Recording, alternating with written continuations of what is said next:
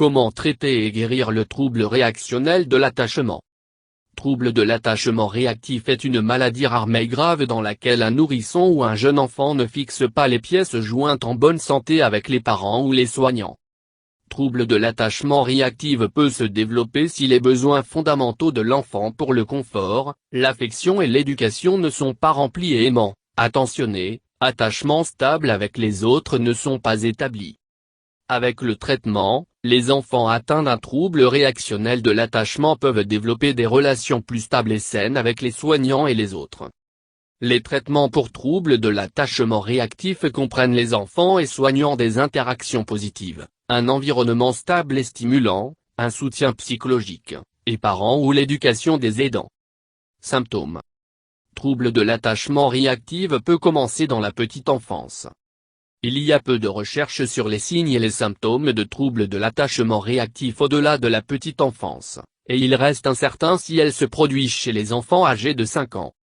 Les signes et les symptômes peuvent inclure retrait, la peur, la tristesse ou l'irritabilité qui ne sont pas facilement expliquées.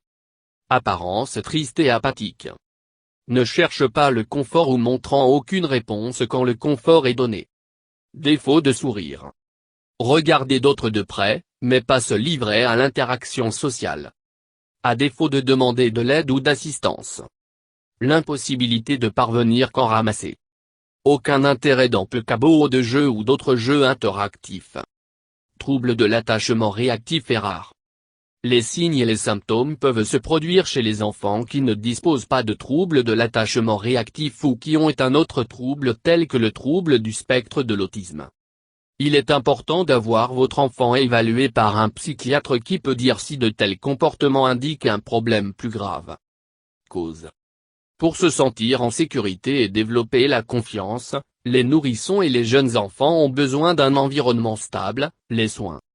Leurs besoins émotionnels et physiques de base doivent être toujours respectés.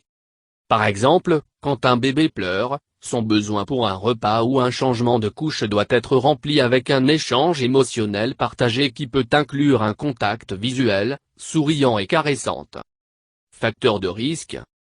Le risque de développer un trouble réactionnel de l'attachement de la négligence sociale et émotionnelle grave ou l'absence de possibilité de développer des pièces jointes stables peuvent augmenter chez les enfants qui vivent dans la maison ou autre institution pour enfants.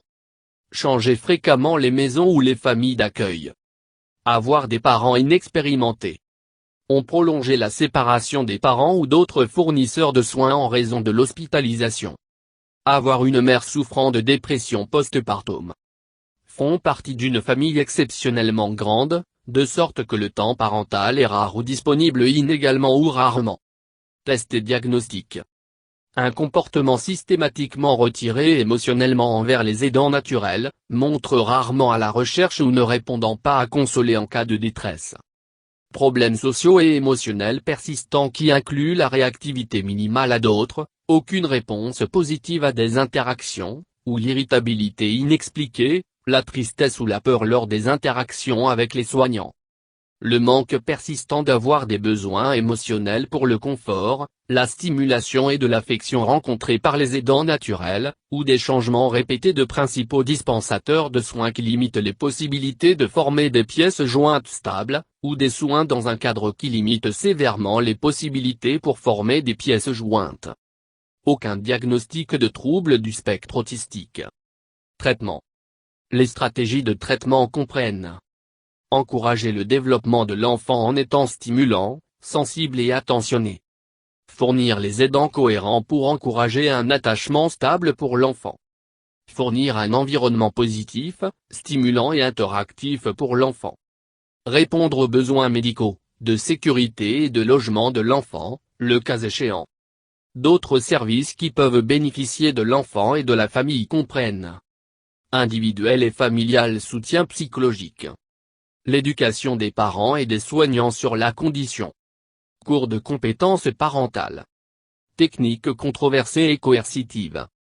Ces techniques incluent tout type de thérapie qui consiste à forcer ou de contraindre un enfant dans le but de briser ce qui est considéré comme la résistance de l'enfant à des pièces jointes, une théorie non prouvée de la cause du trouble de l'attachement réactif.